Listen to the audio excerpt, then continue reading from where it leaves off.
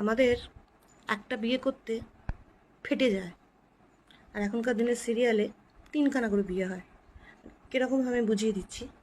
প্রথমে তো ছেলেটা বাড়ির কাজের মাসিটাকে বিয়ে করে, ঠিক আছে, হঠাৎ করে, মানে বিয়েও করতে লাগে না, ওই মানে উড়ন্ত করে সিঁদুর এসে তার পরন্ত স্মৃতিতে পড়ে যায়, বা কোনো রক্ত ফক্ত লেগে যায়, লাল রঙের টমেটো সস টস জাতীয় কিছু, ওই হয়ে গেল একবার বিয়ে।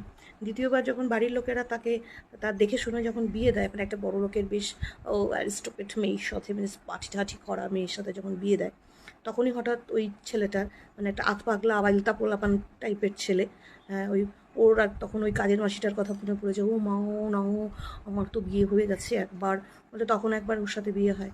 আর থার্ড টাইম যখন সিরিয়াল শেষ হয়ে যায়, তখন বাড়ির লোকেরা হ্যাঁ হ্যাঁ হ্যাঁ হ্যাঁ হ্যাঁ দাঁত ভ্যাটকাতে ভ্যাটকাতে ওদের সাথে আরেকবার বিয়ে দিয়ে দেয় ওই কাজের মাসিটার সাথে।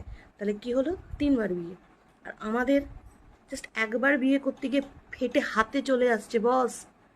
সোনার দাম, নিজের কিডনি বেচে দিলেও সোনার দাম আসবে না। বাড়ি ঘর সব কিছু বেচে দাও, নিজের মানে নিজেকে বেচে দাও, তাহলেও তুমি সোনার দাম তুলতে পারবে না। এই এই লেভেলের সোনার দাম উঠে গেছে এখন। আর সিরিয়ালে দেখো 4-5বার বিয়ে হচ্ছে, এবং পারলে দাদু দিদিমারও বিয়ে দিয়ে দিচ্ছে।